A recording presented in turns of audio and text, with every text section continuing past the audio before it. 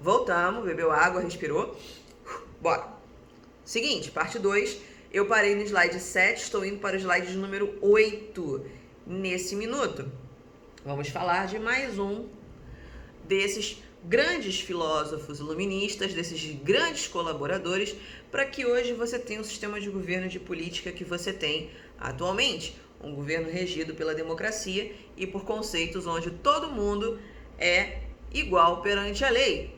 O conceito é muito bonito, a aplicação nem tanto, mas, porém, todavia, entretanto, é melhor do que ter um rei que manda e desmanda e faz o que ele quiser aqui dentro. Todos concordamos. No slide de número 8, voltar. No slide de número 8, você vai ter aí os enciclopedistas. O que é um enciclopedista? Nada mais é do que dois irmãos, Diderot e D'Alembert. Eles eram cientificistas, eles eram amantes da ciência e do pensamento racional, e eles perceberam que você ficar contando para as pessoas de boca a boca demorava muito para você transmitir o conhecimento que foram adquiridos pelos filósofos e pelos cientistas que vieram antes deles. Então, qual foi a melhor solução encontrada por esses dois? Vamos fazer uns livros aí, faz uns livros, um tomo de livros, e a gente pega esse conhecimento, pega essas informações, cataloga e coloca em ordem alfabética, pega esse conjunto de livros e vende. Distribui pra galera. Por quê? Se a pessoa é alfabetizada, ela vai ler, vai aprender e é isso aí. Esse é o grande pulo do gato. E aí vai surgir a enciclopédia, que nada mais é do que um dicionário de conhecimentos que foram computados, catalogados e colocados em ordem alfabética. Tanto que os livros, os volumes da enciclopédia tem lá A, B, B, C, C, D e por aí vai. Participação especial. E aí o que acontece? Quando você tem esse tipo de informação, eles vão divulgar esse conteúdo, né, essas enciclopédias, elas vão circular entre 61 e 64, isso aí de 1700, tá? Nesse slide de número 8, você tem aí uma foto, inclusive, de um dos primeiros exemplares da enciclopédia que foram veiculados pela Europa. Isso faz com que o pensamento iluminista, a filosofia iluminista, ganhe proporções surreais, de grandes e absurdas, porque você começa a perceber que as pessoas têm mais acesso à informação do que elas tinham antes. Gatinho. Passando para o slide de número 9, ele vai falar um pouquinho sobre o liberalismo e as formas de liberalismo que existem. Vai ter o liberalismo político e o liberalismo econômico. O liberalismo político, ele vai surgir na Inglaterra, né? Depois vai para a França, e com o iluminismo vai haver esse conceito aí de igualdade, todos perante o Estado, representação política da sociedade. Por onde? Uma Assembleia e a Constituição. Esse é o desenvolvimento, o avanço do liberalismo na esfera política. E depois você vai ter lá o liberalismo econômico, onde você vai ter o princípio de liberdade econômica da sociedade, e o Estado não tem voz. O Estado não participa dessas transações, né? Ele apenas organiza a economia. Ele apenas distribui o negócio, distribui o mercado. Mas produção, valores, emprego, ele não tem mais autoridade sobre isso. E aí você passa lá para o slide de número 10, que vai falar um pouquinho sobre o despotismo esclarecido. O que foi o despotismo esclarecido? O nome é feio, né? Mas não é difícil de entender, não. Quando o movimento iluminista ganha força na Europa lá no século XVII, no século XVIII, os monarcas absolutistas começaram a sentir aquele leve ardor no pescoço, oriundo de uma corda imaginária que estava apertando seu lindo pescocinho, e estava sentindo que a batata dele estava assando. E aí o que ele vai pensar? Eu preciso de uma solução onde eu continue no poder, onde eu continue sendo quem eu sou, o rei de alguma coisa, mas eu tenho que ceder alguma coisa, eu tenho que abrir mão um pouquinho, né? Toma lá da cá. E aí o despotismo esclarecido vai entrar em jogo, que é o quê? Nada mais, nada menos do que um rei que tem o seu poder limitado por uma constituição, por um conjunto de leis.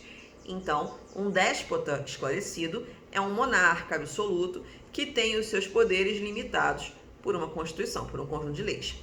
Então, vamos lá. Vou dar uma lidinha rápida aqui.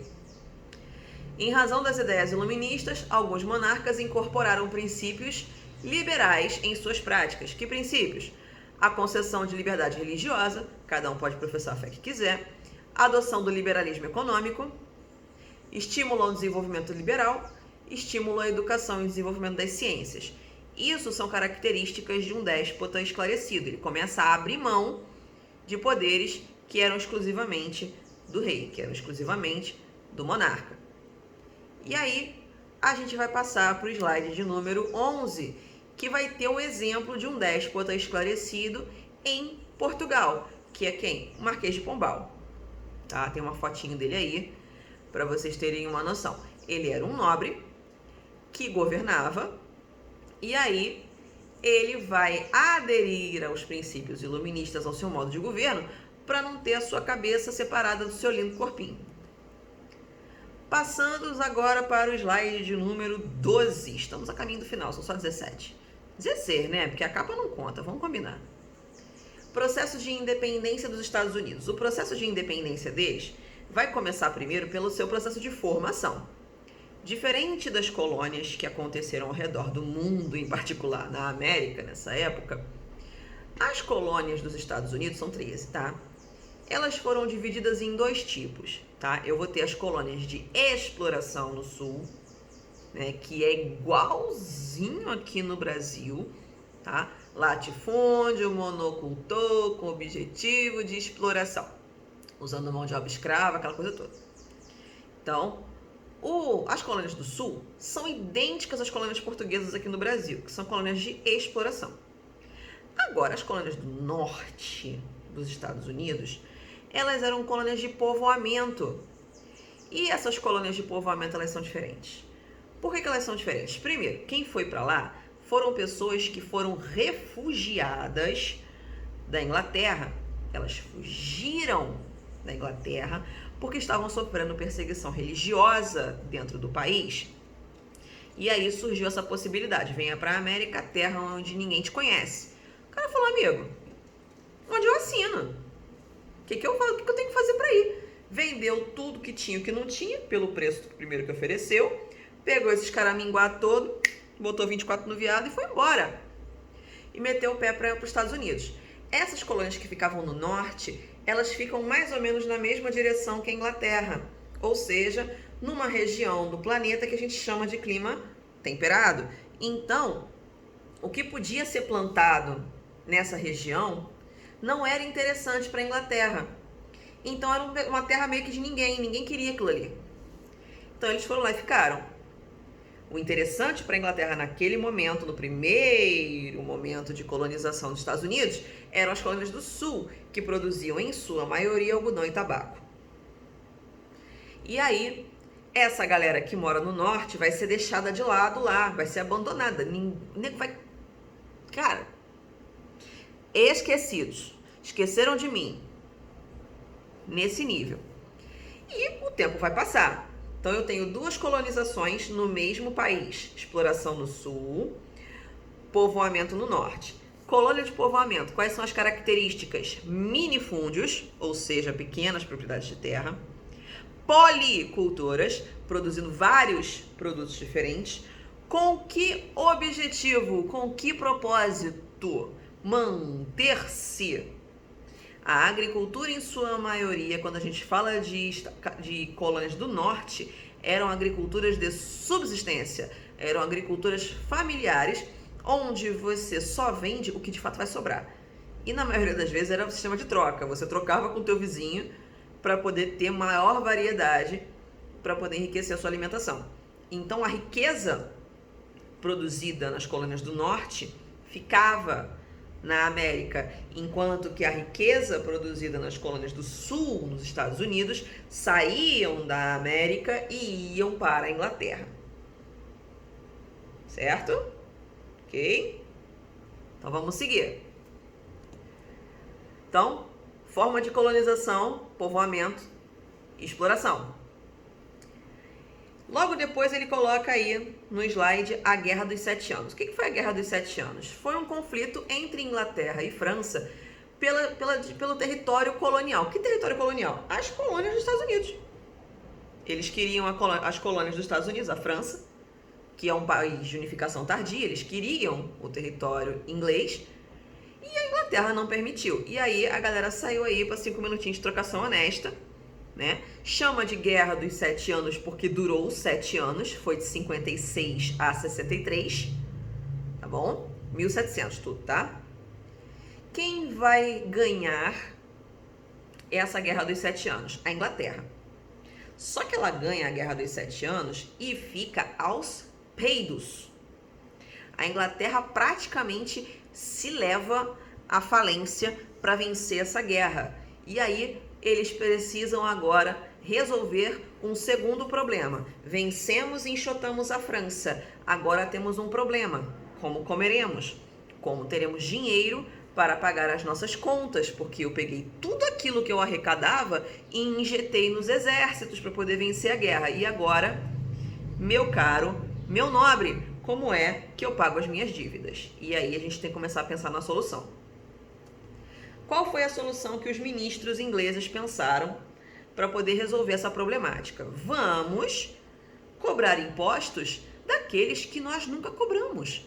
Ou seja, vamos cobrar impostos das colônias do norte, porque eles ficaram lá durante anos, gerações, comendo da nossa terra, usufruindo do nosso território e nunca nos deram um centavo por isso.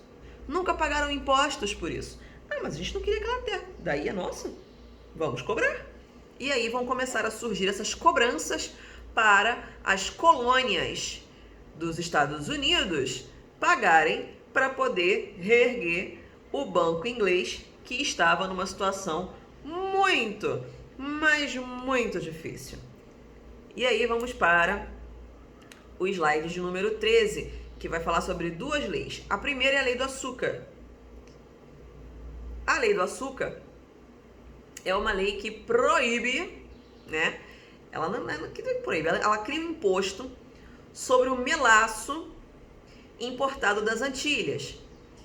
Essa lei, né, que cria esse imposto, ela tinha como objetivo proteger esses produtores ingleses para acabar com o contrabando e aumentar o preço do açúcar na colônia, tornar o açúcar inglês mais caro. Por que como assim então torna o açúcar mais caro? Gente, é um princípio simples. Lei da oferta e da procura. Se eu tenho muita oferta e pouca procura, o preço cai. Se eu tenho muita procura e pouca oferta, quem está ofertando dá o preço que ele quiser, vira um leilão. Tá? E é isso que eles estavam querendo fazer com o açúcar. Fazer com que a Inglaterra fosse o único produtor, o único fornecedor de açúcar na colônia. Eles precisavam do açúcar para poder produzir o melaço. E aí eu precisaria pagar muito mais caro nesse açúcar, ao invés de comprar o açúcar das Antilhas, que era um concorrente inglês e cobrava muito mais barato que eles. Segunda lei, a lei do selo. A lei do selo é o seguinte: na colônia circulavam documentos, carta, jornal, livro, qualquer documento escrito, tá bom? Anúncio, enfim, baralho, mano, tudo aquilo que fosse papel e fosse veiculado na colônia, tinha que ter um selo de aprovação da metrópole, e esse selo era pago, né? Você tinha que pagar pelo selo para você poder circular com aquele documento, e custava um dinheirinho, tá? Era tanto selo quanto papel timbrado. Tinha que ter lá logo de ok, joinha da Inglaterra. E isso era pago. Slide de número 14. Vai falar sobre uma outra lei que foi muito bacana. Por quê? Porque teve repercussão. Essas leis de repercussão são a mais divertida, que foi a lei do chá. A lei do chá é o seguinte: foi um acordo entre o governo inglês e a Companhia das Índias Ocidentais, né?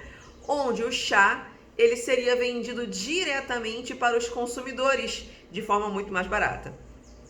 Ou seja, ele estava tentando forçar os colonos americanos a vender somente através da Companhia das Índias Ocidentais. E aí o que acontece? É o mesmo princípio de lei da oferta e da procura. Você pega o preço do chá e joga lá no chão. E aí o teu lucro, que já não era muita coisa, já vai ficar quase no vermelho. Pensando nisso, né, para poder, enriquecer, porque ele compra barato, vende caro. Ele aumenta o lucro dele. Só que aí a galera já tava com a corda aqui, mano. O cinto já tava no último furo. O que o pessoal vai fazer? Vai começar a se revoltar. Vai ser a primeira revolta que a galera vai bater de frente. E aí o que vai acontecer? O pessoal é muito criativo. Vai acontecer um evento que eles chamam de Festa do Chá. No inglês é Tea Party. É muito divertido. O que eles vão fazer? Os colonos que vendiam o chá lá no porto, venderam o chá pro cara, tá ali coisa, tranquilo. Quando foi de noite, eles se vestiram de índios, se vestiram de peles vermelhas, foram até os navios, invadiram os navios, pegaram o carregamento inteiro de chá e jogaram no mar e foram embora. Para dar prejuízo pros caras. Esse evento, ele é conhecido como Festa do Chá. Esse evento foi contra uma medida, né? Foi um protesto contra essa medida da lei do chá.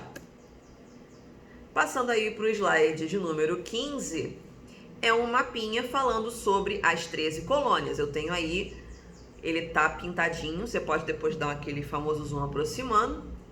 E o início de processo de independência das colônias.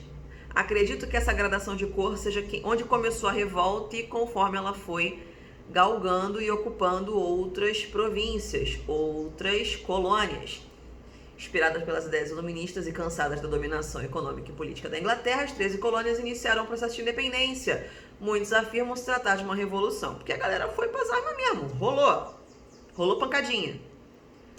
No slide de número 16, fala sobre o processo de independência, né? 4 de julho de 1776, vai ser aprovada a Declaração de Independência, que vai servir como base para a Revolução Francesa. A Constituição dos Estados Unidos, ela serve muito como base de revoluções que vieram depois deles, né? Foram posteriores à Revolução dos Estados Unidos, à independência dos Estados Unidos, né? Esse processo conta com a liderança de Thomas Jefferson. Thomas Jefferson, ele foi um dos redatores da Carta de Independência dos Estados Unidos. Como é que vai funcionar isso? Lembra que eu falei que a independência da galera foi no 5 minutinhos de trocação sem perder a amizade? Então, foi isso mesmo, tá? Quem vai liderar eles? Um camarada conhecido, famoso, chamado George Washington. É ele que vai liderar os colonos, né? Um exército rebelde. Vai liderar essa revolta contra os britânicos. E esse conflito aí vai dar início à Guerra de Independência dos Estados Unidos. Slide de número 17. Né? Após essa vitória, vai ser promulgada em 1787 a Constituição dos Estados Unidos, baseada na Carta de Independência deles, inspirada na doutrina de Montesquieu, só voltar lá atrás para você ver o que está acontecendo, vai ser adotado o presidencialismo e o regime democrático. E em 1789, 2 anos depois, vão haver eleições e quem vai ser eleito como primeiro presidente dos Estados Unidos? George Washington. E tem o grande porém. A Constituição, ela prega a liberdade. Porém, nesse primeiro momento do processo de independência dos Estados Unidos, né, independente, o regime escravista, um regime escravocrata, ainda era permitido. Ou seja, eu tenho a liberdade para cidadãos estadunidenses, porém, escravos ainda eram vistos como propriedade. Isso só vai ser modificado mais pra frente no processo que a gente conhece como Guerra de Secessão. Mas isso aí é papo para outro vídeo. Tá bom, meus amores? Encerramos a aula aqui hoje, esse conteúdo. Se você gostou, quiser dar um likezinho aí só para saber que gostou, se não gostou, dá dislike também, quer comentar, comenta.